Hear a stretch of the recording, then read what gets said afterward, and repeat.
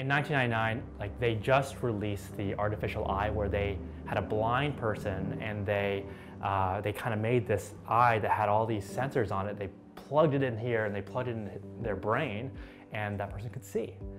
And that was kind of a light bulb moment for me, where I said, holy cow, this is amazing. I want to build, this cyborg thing. I had no idea what the industry was like.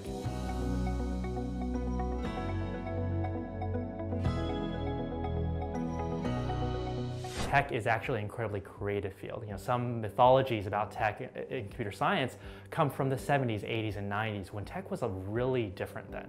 1999, every company was powered by one person sitting in a basement, and they powered the entire company. Now, that same person 20 years later is a 10,000 person team. It's an amazing time. It's an amazing time in the world. It's an amazing time in technology for you, where there's literally a million opportunities. How much has CS curriculum changed in 20 years? The answer is nothing at all.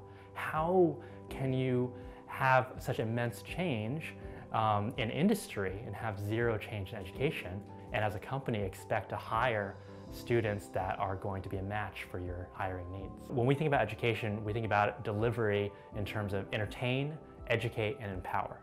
If you teach a concept too quickly, then it's just not going to be retained. We believe that education empowers people with opportunity. So I think that's the thing that powers us.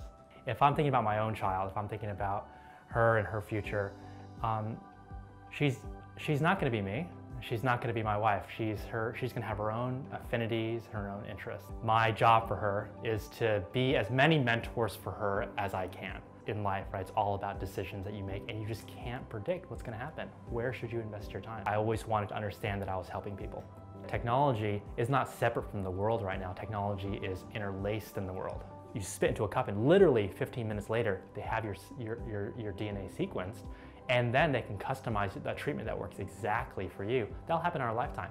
What does that involve? A massive amount of technology. It kind of doesn't matter what your personality is and what your affinity is. If you want healthcare, if you want education, if you want to work on cars, if you want to work anywhere in between, tech is an amazing pathway to get you to any of those spots. My advice, if you're just getting started out, is you need to think about what your next success is. Don't think about 20 years from now.